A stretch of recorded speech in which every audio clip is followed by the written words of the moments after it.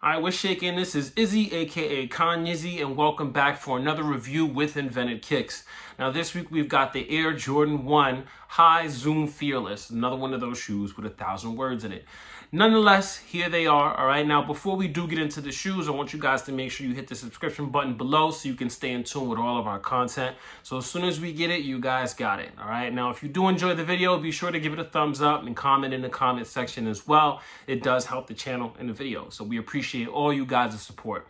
Now, like I said, we're getting directly into the shoe. So the Air Jordan 1, Air Jordan Zoom, whatever you want to call these joints, they dropped officially December 7th, 2019, 10 a.m. at most retailers. I was able to score a pair of sneakers after they kind of just were sitting on there for a little while. I think you can still get sizes 10 and up, if I'm not mistaken. Probably not a 12.5, but whatever.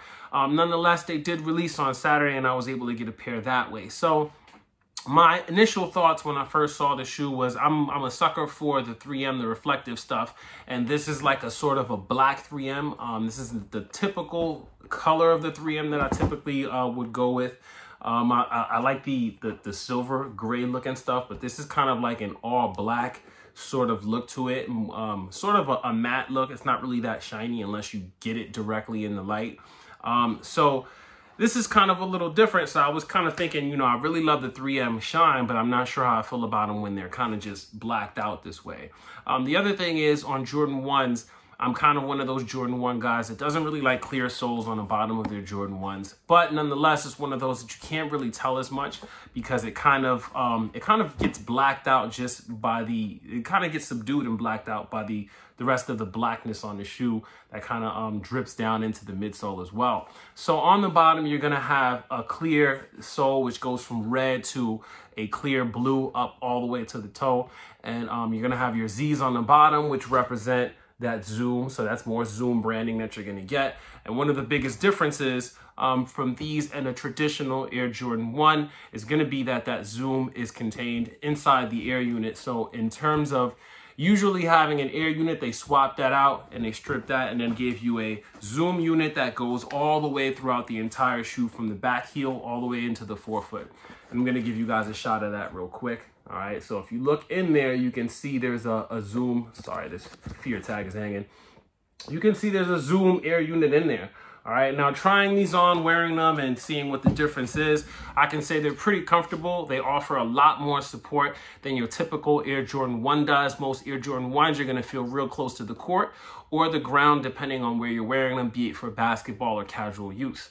Now, these, on the other hand, are gonna give you a lot more support. What I thought initially was that they were going to put the Zoom Air units in the insoles, right, and keep the Air sole, kind of like what you normally see in, let's say, a Dunk SB, or even one of the LA to Kai or the New York to Paris joints that released this past summer, where you did actually have that. But instead, the insole is just going to have that Zoom Air branding. Same thing you're going to see right here on the tongue tag. So you're going to have Zoom Air branding there and here, as well as on the bottom like we saw before, but that's about it. There's nothing under here, it's just the insole. But I guess that suffices when you have the entire Zoom Air unit on the inside of the shoe underneath the insole. So that pretty much works for me. Now, aside from that, you have these numbers right here on the side. Let's see if you guys can see it. All right, so it says C8082AZ1. I'm not exactly sure what that stands for. If you guys do know, if there's anybody that does know, please let us know down in the comments below. I can only assume that the AZ1 is the Air Zoom 1, kind of like an Air Jordan Zoom, Air Zoom Jordan, whatever you want to call it. A play on that, but I have no idea what those numbers actually mean. It kind of looks like a skew, but again, not really too sure. And then you have this little tag right here as well that says Zoom, which is not something you traditionally will find on an Air Jordan 1. Now, the entire upper is pretty much built with this 3M paneling all over. This stuff is iridescent, so it does shine and gives it sort of like a purplish, greenish, and a 3M like a reflective kind of feature to it. And I think that that's dope, very cool as well. Like I said, that's one of my favorite features. I also like that it's kind of like all blacked out. I don't own any all black Air Jordan 1s. And I think for myself to own a pair, if I was going to get an Air Jordan 1 that was all black, I think these were going to be my go-to. So I can see these being tanks. I can see these being pretty, not rare or sought after or anything like that. I think as far as hype goes, no one is really paying too much attention to these. So most smaller sizes are kind of sold out at a lot of different places, but you can still grab these if you're somewhere between the 10, 13, somewhere around that range.